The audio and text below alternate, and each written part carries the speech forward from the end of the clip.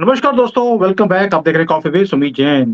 दोस्तों, राहुल गांधी ने एक और बवाल खड़ा कर दिया। बवाल है रेलवे टिकट का। अब मैं किस्सा बताता हूँ क्या है और ये क्या बवाल खड़ा कर रहे हैं। बड़ी ही मजेदार चीज है।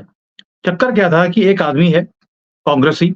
उसे आदत थी कि ट्रेन के ऊपर बिना टिकट चढ़ने की। कभी पकड़े नहीं गए, इसलिए हौसला बढ़ता गया उस कांग्रेसी का। अब वो किस कम्युनिटी को बिलॉन्ग करता था आपको बताने की ज़रूरत नहीं है, जो ना तो बिजली का बिल पे करते हैं, ना इनकम टैक्स पे करते हैं, ना जीएसटी पे करते हैं। और अब तो उन्होंने क्यूआर कोड भी अपनी दुकान के ऊपर लगाना शुरू कर दिया। पहले तो वो नाम भी अपना लगाते नहीं थे। शर्म इनको इतनी आती है मुसलमान होने पर कि भई अपने नाम के ऊपर दुकान भी खोलते नहीं हैं। बुर्के में मुँह छुपाकर, मूंछ काटकर, बकरी वाली दाढ़ी रखकर ये घूमते रहते हैं लेडीज़ की ड्रेस डालकर। अब वो आदमी जब वो जाता था ट्रेन के अंदर, हिम्मत इतनी बढ़ चुकी थी कि जिसकी भी सीट होती थी उसके सीट के ऊपर जबरदस्ती वहां जाकर बैठ जाता था। और अगर उसे टोका जाए तो हाथापाई वो करने पर उतारू हो जाता था। ऐसे ही दिन दिन वो उसका हौसला और बढ़ता गया। अब बढ़ने के बाद क्या हुआ, एक दिन उसको आया कि मैं यार ये ऑर्डिनरी वाली डब्बे में क्यों बैठता हूँ। एयर कंडीशन वाली जो डब्बा है उसके अंदर मैं बिना टिकट के बैठूंगा। और जाकर वो एक किसी आदमी की सीट के ऊपर जाकर बैठ गया। अब उस आदमी ने मना भी किया, लेकिन इस आदमी को, ये जो कांग्रेसी था, इसको ऐसी आदत पड़ी हुई थी कि उसने पहले तो उसको गाली-गलौज करी अपनी भाषा में। फिर उसकी बोला कि तेरी वाइफ को मैं हलाला कर दूँगा अगर तूने मुझे यहाँ से बैठने के लिए मना किया। और फिर उसको धमकियाँ ऐसी-ऐसी देने लग गया। उससे भी काम नहीं चला तो उसने हाथापाई करनी शुरू कर दी उस मुसलमान कांग्रेसी ने। अब इस सज्जन ने आराम से फ़ोन किया पुलिस को और पुलिस को बुला लिया। पुलिस के सामने भी ये जो मुसलमान था, ये कांग्रेसी, ये अपनी हैंकड़ी दिखाता रहा। और पुलिस वालों ने टीटी को बुला लिया और टीटी ने आते ही सबसे पहले पूछा, भैया टिकट दिखाओ, टिकट कहाँ है? अब टिकट उसके पास था नहीं, तो उसने इधर-उधर देखने लग गया। और उसके बाद क्या किया, टीटी ने जब फाइन बोला कि फाइन देना पड़ेगा नहीं तो जेल में जाओगे। पुलिस ने अरेस्ट करने की बात करी तो कहने लगा, जब मैं स्टेशन के अंदर घुसा था तब आप लोग कहाँ थे? जब मैं ट्रेन में घुसा तब आप लोग कहाँ थे? और जब मैं यहाँ पर आकर बैठ गया तो उसके बाद जाकर आपने मुझे मना किया है कि तुम इस सीट के ऊपर बैठ नहीं सकते क्योंकि ये एयर कंडीशन डब्बा है। अब ये आदमी इतना ज़्यादा भड़कना शुरू हो गया और उसने बोलना शुरू कर दिया कि भई आप लोग टिकट के बहाने हमारी जो है ना, क्योंकि हम मुसलमान हैं, इसलिए आप मुझे पकड़ने की कोशिश कर रहे हो। क्योंकि मैं मुसलमान हूँ इसलिए कर रहे हो। यानी कि जब ये देश को एंटर किया तब किसी ने बोला नहीं, तो इसने बोला कि यार वही चीज़ इन्होंने ट्रेन के डब्बे में कर दी। अब उसने बोल दिया मेरे पास तो पैसे नहीं है और मुझे तो जाना इसी ट्रेन में है क्योंकि मैं इसी ट्रेन से हमेशा ट्रैवल करता हूँ। ये कहाँ का न्याय है कि टिकट नहीं है तो आप मुझे जाने नहीं देंगे? हमें पहले आपको नोटिस देना पड़ेगा कि आप मुझे अरेस्ट कर रहे हैं तो क्यों कर रहे हैं? नोटिस देने के बाद मेरा वकील आपसे बात करेगा। उसके बाद हम देखेंगे कि हमें कुछ हाथ लगा सकते हो कि नहीं लगा सकते हो। इतने सालों से मैं बिना टिकट के इसी ट्रेन में ट्रैवल करता हूँ। अब आप खाली-पीली सिर्फ़ एक इस हिंदू आदमी के कारण इसका पक्ष ले रहे हैं क्योंकि ये मेजॉरिटी को बिलॉन्ग करता है और आप मुझे फाइन भी लगा रहे हैं और मुझे अरेस्ट करने की बात भी बोलते हैं। अब इसकी जो हिम्मत थी उसको देखकर 2-4 और जो बिना टिकट के आदमी थे, वो भी सामने आ गए और उन्होंने सबने 5-6 लोगों ने खड़े होकर हंगामा करना शुरू कर दिया। अब बोलना शुरू कर दिया कि ये क्या तरीका है? ये ट्रेन सिर्फ़ तुम्हारी है, इन हिंदुओं की है, हमारी ट्रेन भी तो है। हम तो वर्षों से इसी ट्रेन में बिना टिकट के सफ़र कर रहे हैं। इसमें सफ़र करने में हमने पसीना बहाया है क्योंकि ऑर्डिनरी डब्बों में हम बैठते हैं। हमारे पुरखों ने भी इस ट्रेन में बिना टिकट के ट्रैवल करने के लिए अपना खून बहाया है, पसीना बहाया है। आप लोग सिर्फ़ यात्रियों के अंदर मतभेद कर रहे हो हिंदुओं में और मुसलमानों में।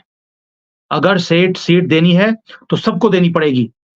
तुम भेदभाव नहीं कर सकते, वो टिकट वाला हो या बिना टिकट वाला हो। आप लोग तानाशाही कर रहे हैं।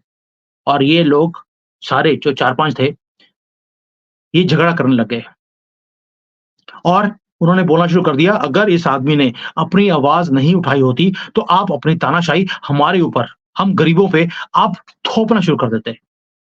आप सिर्फ इस आदमी को जो हिंदू है, उसको सपोर्ट कर रहे हैं, इसलिए ये सारा काम हो रहा है। ये तो अन्याय है। गरीबों की तो कोई इस देश में सुनता ही नहीं है। ये हम गरीबों के साथ अन्याय है। अब वहाँ पर कुछ राजनीतिक वाले लोग भी बैठे थे, जो कांग्रेस के चाटुकार थे। उन्होंने बोलना शुरू कर दिया कि भई ये जो रेल है, ये सबकी है और सीटों के ऊपर सबसे पहला हक जो है, वो बिना टिकट के यात्रियों का होना चाहिए। जो रेलवे है, ये जानबूझकर टिकट वालों को और बिना टिकट वालों के बीच नफ़रत फैलाने का काम कर रही है। हम ये नफ़रत का खेल नहीं होने देंगे। हम मोहब्बत की दुकान में ये सारी नाइंसाफ़ियाँ दूर करेंगे। हम रेलवे में ऐसा नियम ले आएँगे, जब हम गवर्नमेंट में आएँगे, कि पहले बिना टिकट यात्रियों को सब सीटों के ऊपर हक होना चाहिए और अगर कोई सीट खाली बची, तो जिसने टिकट खरीदा है, उसको उसके बाद हक मिलेगा।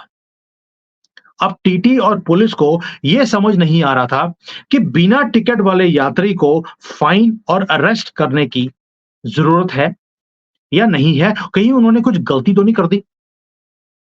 दोस्तों, आपको नहीं लगता कि यही सारा नैरेटिव कांग्रेस ने पूरे देश में फैलाया हुआ है कि जो गरीब है, लाचार है, उसके साथ और अमीरों के साथ इस दोनों में मतभेद है। और तभी मनमोहन सिंह ने एक बार बोला था कि जो पहला हक है रिसोर्सेज का इस देश में, वो मुसलमानों के लिए है क्योंकि वो तो बेचारे गरीब, पंक्चर लगाने वाले, मीट मन की दुकानें मंदिरों के बाहर ही खोलते हैं, कहीं और उनको जगह नहीं मिलती। मंदिरों के बाहर ही वो मीट की दुकान खोलेंगे और ये हक उनको मिलना चाहिए। और राहुल गांधी ने उस पर बोल दिया था कि मैं हिंदुओं से सारा कुछ छीन कर इन गरीबों को दे दूंगा। ये जो ट्रेन का मैंने आपको एक लतीफा सुनाया है, ये आपको दिखाने के लिए है कि कैसे ये नैरेटिव्स को खड़ा करते हैं और उसके बाद वहां पर जो मीडिया वाले आते हैं, वो भी चीजों को स्पिन करने लग जाते हैं कि देखिए, गरीबों के साथ अन्याय हो रहा है, मुसलमानों के साथ हत्या अन्याय हो रहा है। योगी जी ने अगर किसी रेपिस्ट का मकान तोड़ दिया, तो सभी हल्ला करने लग गए। लेकिन उस लड़की का क्या हुआ, जिसका रेप हुआ? किसी ने बात ही नहीं करी उसके बारे में। क्यों? क्योंकि वो हिंदू थी। सोच कर देखिए, अगर वो मुसलमान लड़की होती और हमारा कोई वीर हिंदू भाई ये गंदा काम करता, मैं नहीं कहता हूं कि ये करना चाहिए, लेकिन ईंट का जवाब पत्थर से देना पड़ता है। अगर ऐसा कुछ हुआ होता, तो सारी दुनिया में आर्टिकल छपने शुरू हो जाते और आज उस रेपिस्ट के साथ सारी सपा, कांग्रेस सभी खड़े हैं। क्यों? क्योंकि वो मुसलमान है और हिंदू लड़की, फर्क नहीं पड़ता। योगी जी ने एक्शन लिया है, सभी योगी जी के पीछे पड़ गए हैं। डीएनए टेस्ट की बात हो रही है और साथ में नैरेटिव यही है कि योगी जी जो मुसलमान हैं उनके खिलाफ हैं। वो इसलिए उनको तंग कर रहे हैं। यानी कि मुसलमान हर रोज हिंदू लड़कियों को अगवा कर रहे हैं, बिना टिकट के ट्रैवल करते हैं हर चीज में। अब तो उन्होंने इवन कि कर्नाटका में अगर किसी बस के ऊपर बजरंग बली का या शिव जी की कोई मूर्ति लगी होती है, तो इस जो मुसलमान है इन्होंने बोलना शुरू कर दिया, हमारी जो आस्था है उसको ठेस लग रही है, ये उतारने चाहिए। और कर्नाटका में कांग्रेस की गंदी सरकार ने बोल दिया है, हम इस बस वालों के ऊपर एक्शन लेंगे जिन्होंने ये मूर्तियां लगाई हैं या स्टिकर भी लगाया है बजरंग बली का, शिव जी का, कृष्ण जी का। क्योंकि जो इस्लामिस्ट हैं, इनकी आस्था पे चोट लग रही है। यही गंदे लोग जो हमारे देश में कॉकरोचों की तरह बाहर से आए और हमें बोलते हैं कि हमारी आस्था से इन्हें तकलीफ है। अभी हमें इनकी बकरी वाली दाढ़ी से तकलीफ है और ये बंदर वाली टोपी डालते हैं, उससे तकलीफ है। ये काले बोरे डालते हैं, उससे तकलीफ है। तो क्या ये उसको भी बंद कर देंगे? हम 80% है यहाँ पर, हमें भी तकलीफ है इनकी ये सारी चीज़ हरकतों के ऊपर। क्या ये बंद करेंगे? हम भी तकलीफ अपनी दिखानी शुरू करते हैं। मैं आज इसी मंच पे ऊपर पहली बार ये तकलीफ दिखाता हूँ कि मुझे बकरी वाली दाढ़ी वाले लोग मुझे पसंद नहीं है, जो अपनी मूछें कटाकर शर्म से सारी उम्र निकालते हैं लेडीज की सलवार कमीज डालकर। मुझे तकलीफ है इनकी बंदर वाली टोपी से। आगे से अगर कोई भी दिखा, तो दोस्तों हमें चाहिए कि वहाँ पे थप्पड़ मारें और उनको बोलें एक बंदर वाली टोपी उतारो, क्योंकि मेरी आस्था से ये खिलवाड़ हो रहा है। हमारे धर्म में ये चीज़ें अलाउड ही नहीं है। हमारी आस्था भी उतनी ही इम्पोर्टेंट है जितनी तुम्हारी है।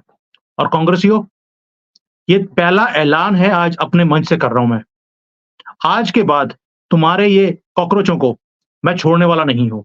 ऐसे ही एक्सपोज़ करूँगा और जिस तरह तुम इनको सपोर्ट करते जा रहे हो सिर्फ़ इसलिए कि तुम्हारा वोट बैंक है और जो तुम गंद डाल रहे हो इस देश में, दोस्तों जब तक हम सारे मिलकर इनको एक्सपोज़ नहीं करेंगे और अपनी आवाज़ नहीं उठाएँगे, ये बदतमीज़ी इस देश में बढ़ती जाएगी।